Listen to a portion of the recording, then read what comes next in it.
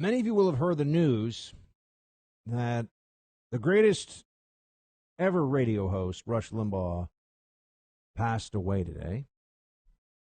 I know for so many of you across the country, as he was for me, he was many things to us: a teacher, a patriot, an icon, a friend, a familiar and friendly voice that you would listen to and that could make sense of everything, that would bring it all together for you, that you knew was on your side, that felt the way you did about momentous things happening in the country for decades. Rush created an industry, in a sense, that so many of us, including myself, now work in. I mean, conservative media without Rush Limbaugh doesn't even feel like it's a thing that would be possible, would have been possible. It doesn't feel like he could have, we could have been here without Rush paving the way. And now we no longer have that voice to guide us. Now we no longer have somebody who has that gravitas. That I know so many people who will tell me that they are, Rush babies, or their parents have been listening to Rush for 20 years, and it has always been the greatest compliment that I've received in this business when people say to me, I listened to Rush, and I've added you in. After I listen to Rush, if I have time, I'll get to you. I've always taken that as nothing but the highest possible compliment for this craft. It's like saying after I watch Tom Brady or Michael Jordan play at their absolute peak, I'll flip the channel and give you some time, because Rush is the greatest. Rush is the greatest that's ever done this. He changed the trajectory of this country. He was truly gifted. I will tell you, I'll get into some of the more personal side of this, but I learned the craft. I learned radio from Rush. By the time I went to work for Glenn Beck, now almost 10 years ago, the person that I would listen to, the person who I would hear giving monologues and just speaking to the country. I mean, that's what he had this gift. You always felt like Rush was sitting in the room with you. You always felt like Rush was having a one-to-one conversation with you. It just so happened that it was you and millions of other people all across America. And he was gifted. I mean, truly gifted. There are a lot of people that work in news media that they either get lucky or they just put in enough hours and they stick it out long enough that they get to a privileged position. Rush was in a different league. The way that he could weave stories, the way that he would hone in on the one detail, the one line of a news story that thousands, hundreds of thousands of other people would have read, but Rush would go on air and he would say, here's the one thing that you need to know about this that other people are either missing or don't want you to know about, don't want you to talk about. What would the Republican Party even be without Rush Limbaugh? What would conservatism in America be? He transcended news and was an icon. It was somebody who was a cultural phenomenon. To have had the reach that he had for as long as he did, and to give people some sense that they did have a voice before the internet really was a factor, before Fox News came on board. There was Rush. And I know there were other hosts and there were other publications and people that were trying to make similar general arguments. But we had this superstar. We had this person who was able to take the feelings of the country in one moment and not only explain what's so important and educate so many of us at the same time, but to make us all feel like we were together. There was a community in listening to Rush Limbaugh. There was a connection that was there. And if you knew somebody else who listened to Rush, it was like talking about your favorite. It was like you found out you were huge fans of the same sports team. It's like you just met somebody. Oh, you're a Dodgers fan? I'm a Dodgers fan. You love the Giants? I love the Giants. There was a bond there. There was a commonality.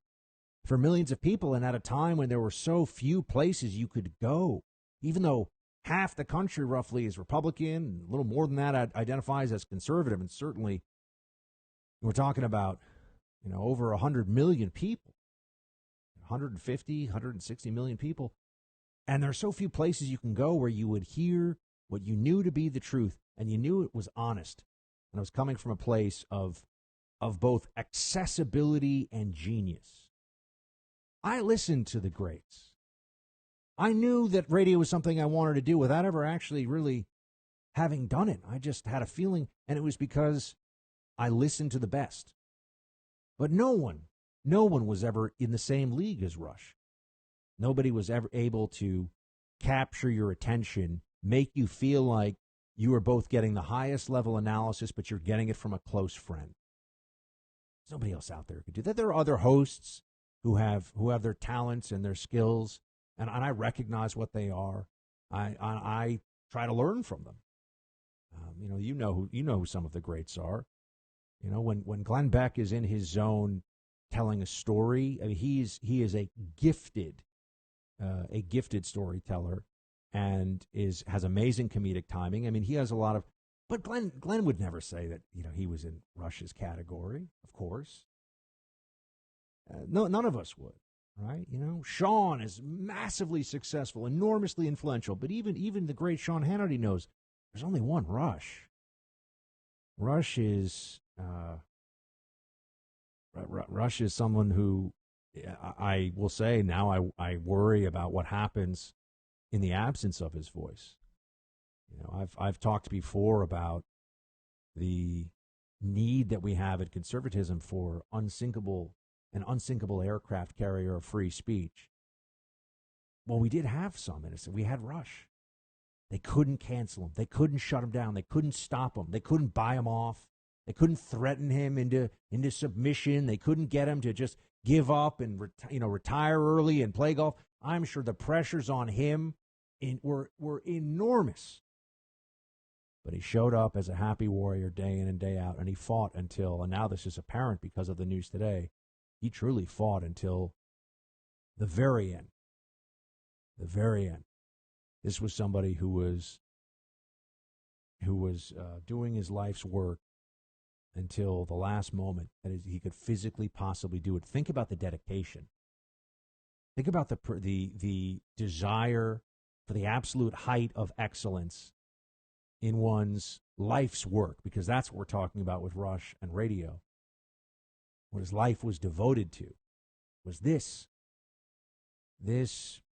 ability to reach so many people. What a gift. I mean, he had talent on loan from God, as he said.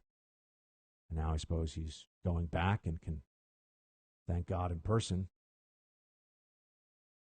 Kind of hard to think about, honestly. What does it feel like now making the case in this country without Rush? We have, in a sense, lost our most formidable general for conservatism. That's how I would describe it. We've lost the one guy that we knew could go up against any movement, against any political machinery. He could go toe-to-toe with anybody, and he would make that case, and he could win. And right now, there's nobody who has that ability. Nobody can step into that role. And then it also reminds me of what a debt of gratitude I owe to Rush Limbaugh. There are very few times in my life that I could say I did not really think something was happening that was happening. As you all know, I started in radio almost now 9 years ago, I think it was. And I didn't even have a radio station. I didn't even have a terrestrial radio call letters that I could say. I was really just doing an internet stream. And this was early on in that. I was doing an internet stream at theblaze.com. We did it on the weekends, the original Saturday Squad. Some of you are still with me. I'm very honored to this point. I remember the first shows that I did, I think I had a few dozen people listen. And I mean that, a few dozen. The first few radio shows that I did. And then it grew and it grew. And within 18 months or so of starting on radio, I I'm very blessed, and I will always be grateful to Glenn Beck for putting me in the game and putting me in that role. But I was able to get the phone call from Rush's people, and I remember it was Kit Carson, who very sadly also passed away some years ago. I believe it was brain cancer. I'll remember Kit Carson called me, and his voice, he was a radio guy too, and he was, Buck Sexton, Kit Carson here from the Rush Limbaugh Show. And I honestly thought that somebody was having a go at me. I thought this was like somebody I worked with at the Blaze. No way. They said, how'd you like to fill in on the Rush Limbaugh Show? And this, I suppose, would have been like someone, going up to a person who felt like they had just learned how to pilot a sailfish boat or something, and somebody shows up and says, hey, how'd you like to be in charge of a $100 million super yacht for the afternoon? I mean, that's kind of what it felt like. Oh, okay. Here we go. And it was one of the, I've had very few moments in my career where it felt like I'm sure a lot of people feel this way. I've had to be in the trenches. I've had to earn every step that I've gotten, and I've been denied a lot of opportunities that I think I should have had. And Rush Limbaugh, though, his show, and it was with Rush's direct blessing, so that's why I am thankful to him forever. That was like being handed a gift from God. That was something that I got. I was blessed to be able to be at the EIB mic with less than 2 years of radio experience behind me, and then to be invited back many times. Why do I even have a syndicated radio show today? Why do I have this very fortunate situation of being on over 200 stations today? It's because of Rush Limbaugh. So I'm in a business that is only possible because of this man who held it up like Atlas for decades. And I had my single biggest breakout of my career. It's the reason people say, "Oh, Buck, why didn't you go and build a YouTube channel years ago or do some of these digital things?" Because I got a chance at the big fill-in with Rush, and then I got put on syndicated radio. I was on terrestrial radio, and that seemed like my destiny. That seemed like my path. Again, only possible because of Rush. And I'm sorry to this day, I never met him. Never met him. I know that he has talked about me numerous times in the past on his show, and I don't know. I must have filled in for him, hosted that show about a dozen times over the years, something like that. And it was always amazing. I'll never forget the first time I did it.